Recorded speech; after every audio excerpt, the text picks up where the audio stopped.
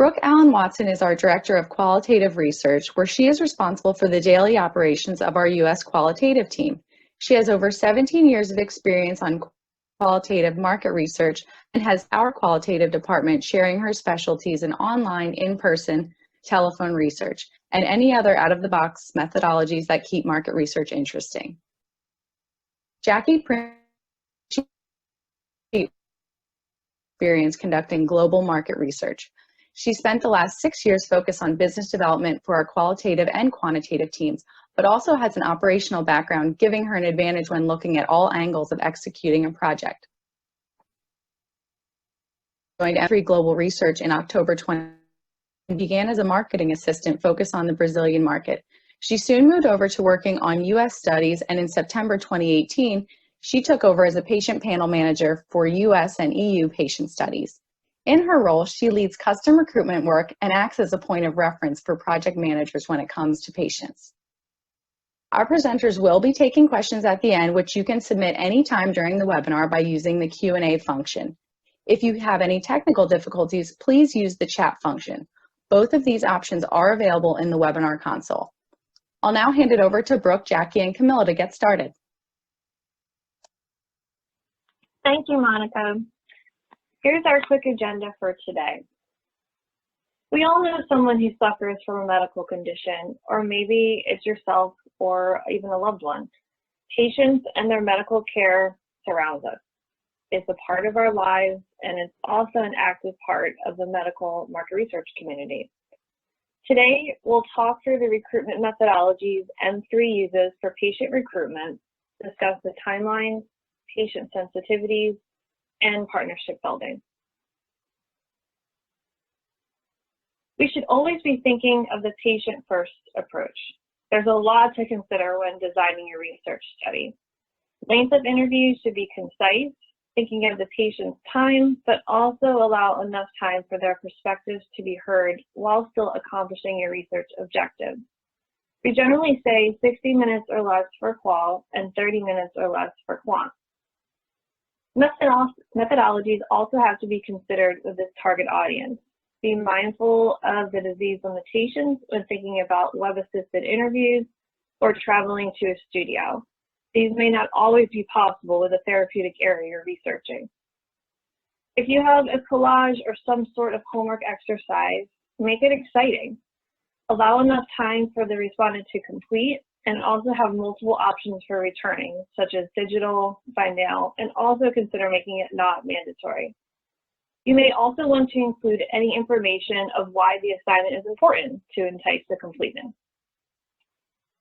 Be mindful of qual methodologies that may not fit within your subject or patient's abilities, such as an online bulletin board for patients with an eye condition will not be the best fit. Considering timelines, additional recruitment may be needed to engage with patients and work around their schedules. Remember, we're working around doctor's appointments and other personal conflicts. We may also need time to network with support groups for recruitment and partnership building. This may take up to a week or more to share the information about the study and also share information about market research in general with the group if they're not familiar.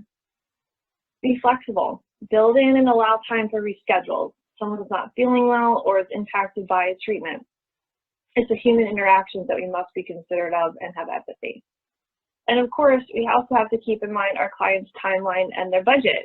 It's definitely a balance, and it's not easy. For quotas, the pool of patients becomes limited in the universe when we're looking for specific disease states, so it may not always be representative of the population. You want to avoid backing yourself into a corner and making recruitment impossible. Only select the most important screening criteria and the quotas that are absolutely needed. It's also important to educate your client on the way that the data may skew if a certain demographics or location tie into a therapy area and how it's going to impact their research. I'll talk about key elements of invitation design and recruitment sensitivity. Always verbally acknowledge and value the importance of patients' participation. Whether the communication is done over the phone or by email, we need to clearly state how important it is for us to have them on board of our studies. Not only because that's in indeed true, but because also having this approach, they'll be more prompt to take part. Be as clear as possible on the topic and aim of the study, methodologies, and steps for taking part. For a lot of people, this may be the first time they're ever participating in market research, so everything is so new. We want to clearly communicate the topic and aim of the study, the methodologies, what they're going to expect, the steps that they'll have to go through. In the case of qual, there may be screening and booking and confirmations and follow-up calls, etc. So it's really important to explain all of these steps. Even if they're somewhat experienced, we have to be very clear on the methodologies, not to mention platforms that we resort to, such as web-assisted telephone interviews, and talk about the process and also how they're going to be paid. Address possible respondents accurately. Generally, people do not consider themselves to be a patient unless they're in the hospital or at the doctor's office. An individual just thinks of themselves as a person, and maybe they're living with a chronic condition. If a person has had a treatment or takes a certain procedure or takes a medication, that's just a part of their lives. Also, people do not consider themselves to be a caregiver to someone unless they are a paid caregiver, like if they're their profession. If they're simply caring for a relative with a very serious condition that requires constant supervision, they just simply think of themselves as, loving their spouse, their partner, or a parent if it's a child. So although we use the term patient in our medical market research world and caregiver, we definitely want to be certain that the population shouldn't always use those terms when you're directly speaking with the participant.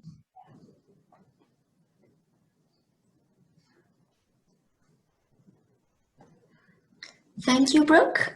This is Camilla here, and I'll be talking a little bit on the recruitment sensitivity when dealing with patients. The first point goes into the same direction of the last topic that Brooke just mentioned.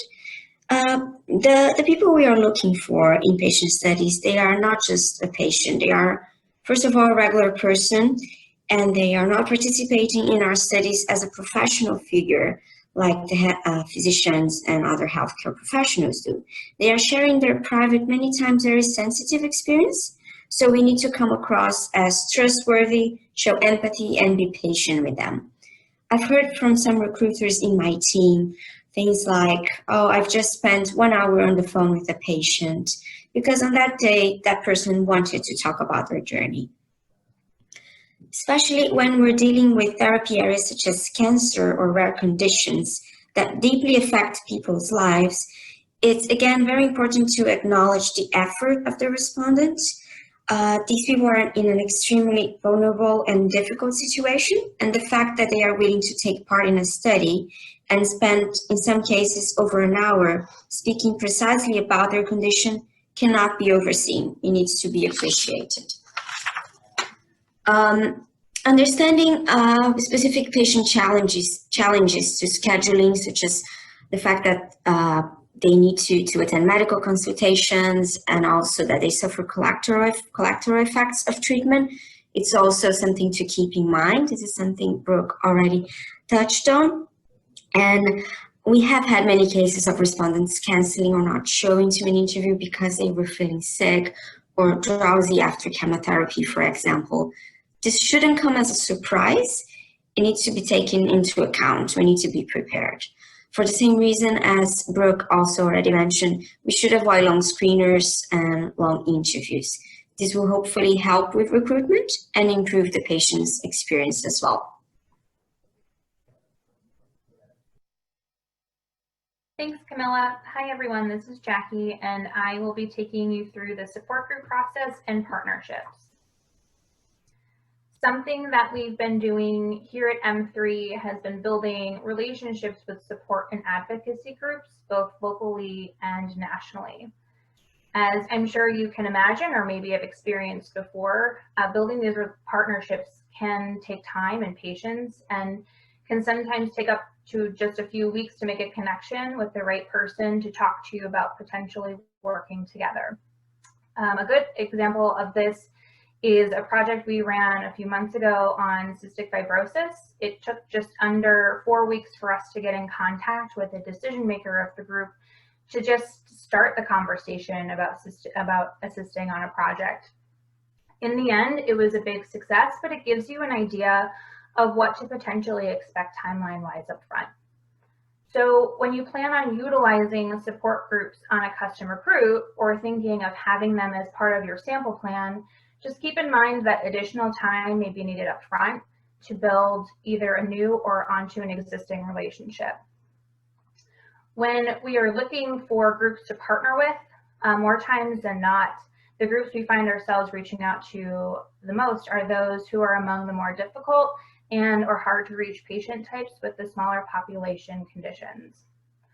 Recently, we've seen a trend where patient advocates are becoming a target of interest, and what better way to secure a partnership than interviewing the initial contact themselves. The organizers and staff are great to work with. They have so much to say, and we found them to be really great to provide insight on the condition their foundation is focused on. And outside of the market research space, Wake Research, a sister company of M3, is a clinical trial company that we engage with on certain projects because they have a panel of patients they have access to as well. When reaching out to groups for the first time, we find ourselves really needing to dive into the basics of what healthcare market research is, as most groups are not familiar with market research at all. And so something we've done to help drive this conversation was to create what we call a welcome packet. In this packet, we give some background on what healthcare market research is, who M3 is, and what we do within our healthcare professional and patient respondents. One of the interests we all have in common is the importance of the patient voice and journey. We want patients to be able to share their journey with others, and partnering leads to more and more patients having this very opportunity to do so.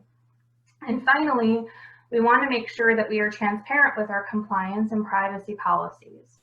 With both being such hot topics these days, it's important for us to let these groups know how much we take compliance and privacy seriously, and make sure that everyone feels protected as we move forward with our partnerships.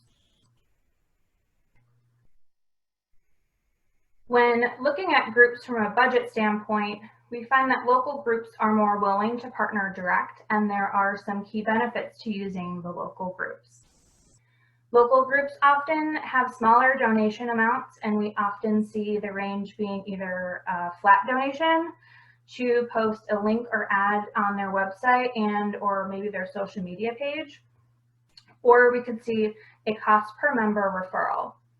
Lower cost tends to mean more budget friendly for your projects, and of course costs can vary and do tend to add up quickly, but utilizing local groups doesn't mean that it has to break the bank.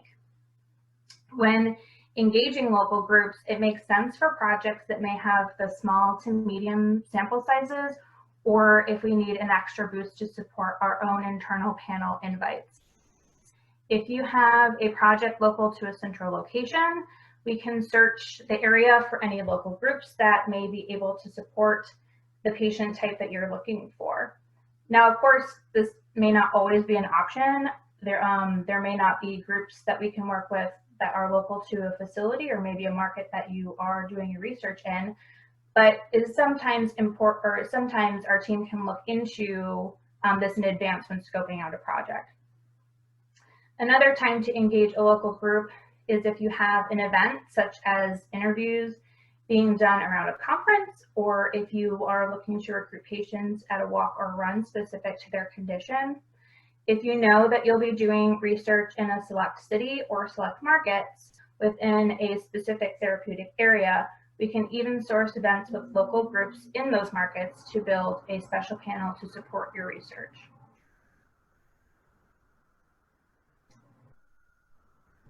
When it comes to national groups, they tend to be a little bit more reluctant to partner, and it tends to take a little bit more time and be more time consuming to find the appropriate person to build a partnership or relationship with. Unlike the local groups, the national groups often have a larger donation requirement and don't really want to work on a per referral basis. Larger donations, of course, means a little less budget friendly, but there are some key benefits to working with the larger national groups. When engaging the national groups, it makes sense when there is a larger sample size, and sometimes that may even mean the budget might be a little bit more in line with what the national groups tend to charge in their flat donation requirements. Another example of when to engage is for the harder to reach audiences where we really need to maximize our reach to find those with the condition of interest. Events and conferences are a great way to connect with patients, caregivers, and advocates. While there are many local groups that attend events and conferences within their own communities, national groups will also have a presence too. Another reason to engage the national group is for panel building, as mentioned earlier. And if you do know that you have that you'll be doing research within a specific therapeutic area, we can source events with national groups to build a special panel to support your research as well. Because building relationships is time consuming and there is often some hesitation to partner, consider providing details on your project notes, discussion guide, letter, or list of objectives from the end client explaining the research purpose. This may help ease any hesitation groups may have from the start of a conversation. It's important to have flexibility to provide information on who and what you are looking for. Low incident rates won't be an ideal project to work with support groups. If you do anticipate a low incidence, consider providing a list of qualifying criteria to the group to keep their experience as positive as possible. And it's important to keep in mind that support groups are in place to support patients. They're not there participating in market research all the time, so negative experiences can impact the support group's image from their own followers to their donations and relationships. Time is needed to network and relationship build with support groups, and we suggest a minimum of 4 weeks. Keep in mind that documents need to go through legal processes to finalizing materials with appropriate wording. Member referrals take time, and we need to set up all teams for success and build in time for securing partnerships, member referrals, legal processes, rescreening, etc. Quick turnaround timelines are just not ideal and possible when needing to utilize support and advocacy groups. Great, thank you, Jackie. Cultivating a rewarding research experience. Market research is a key part of leading to the research finding, solving a business issue, and having the patient community heard. Giving the patient community a voice is instrumental in keeping all sides of the medical market research in the forefront of business decisions. Your direct involvement in medical MR, speaking with patients, including them in your reports and findings, and continuing to keep the patient voices in the light. It's part of our corporate responsibility here at M3 to give back to the patient community in any way that we can. But how do you do that if donations or financial support is not a part of your business profile? It's easy. Just spend a few minutes with a respondent. Ask how their day is going. How are they feeling? Sympathize with them. Listen to their stories. I recently attended an event for a breast cancer organization and spoke with a survivor there who was volunteering her day as a photographer. Me just simply asking about her diagnosis prompted her to share her story, and eventually she was crying on Jackie and my shoulders. That experience stays with me when working in the patient space, thinking about the patient needs, their experiences, their hopes, and their struggles. We're not just talking to the physicians, the nurses, but the patients who live with the products and the equipment and the medicines every day.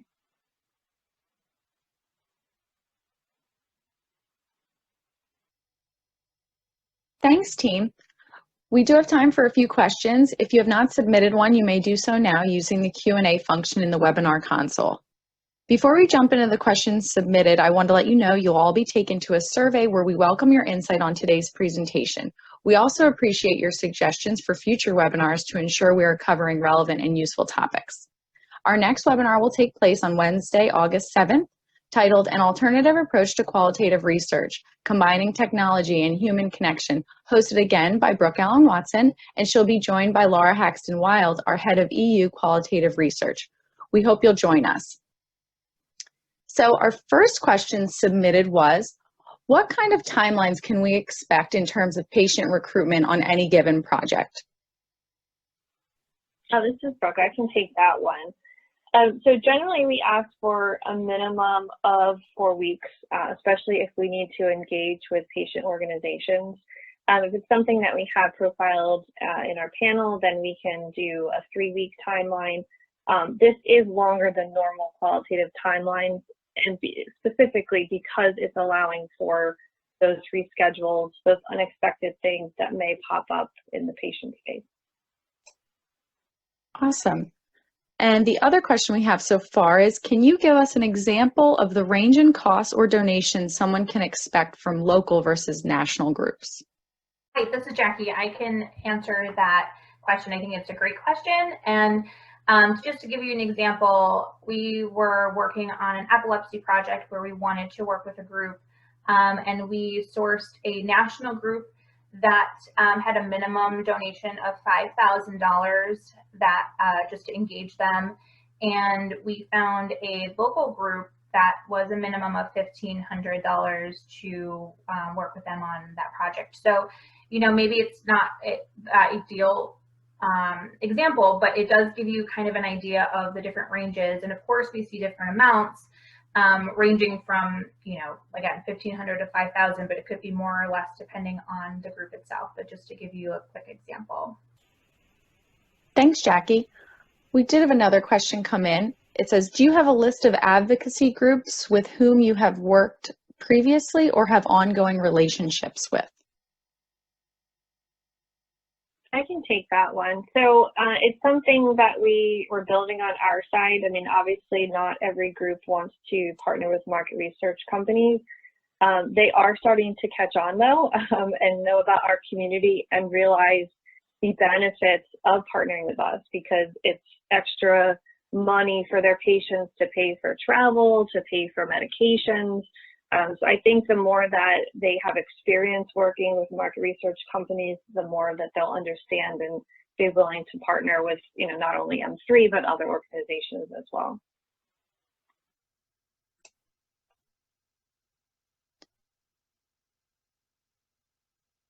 We had an additional question. Do you build relationships with advocacy groups on an ongoing basis, regardless of current project needs? This is Jackie. Yes, we do. We are constantly building relationships with advocacy groups and support groups on an ongoing basis. We tend to take a look at, you know, patient trends and try to get ahead of the curve when it comes to patient requests that come in. But we are building relationships on a constant basis with groups. Thanks, Jackie. And one last question. What are your thoughts about quantitative research among rare disease patients? This is Brooke. I can take that one. So it really depends what it is, you know, what the incidence rate is, what the study's design is going to be. Generally, for rare diseases, we're doing small qualitative studies. Later this week, we'll be sharing the full audio and video recording of this webinar, including a copy of the presentation. If you're interested, you can also find all previous webinar recordings in the resources section of our website. Thank you everyone for joining us today and for your active engagement on the questions. We really appreciate this, and enjoy the rest of your day. We hope to see you at our August webinar. Thank you.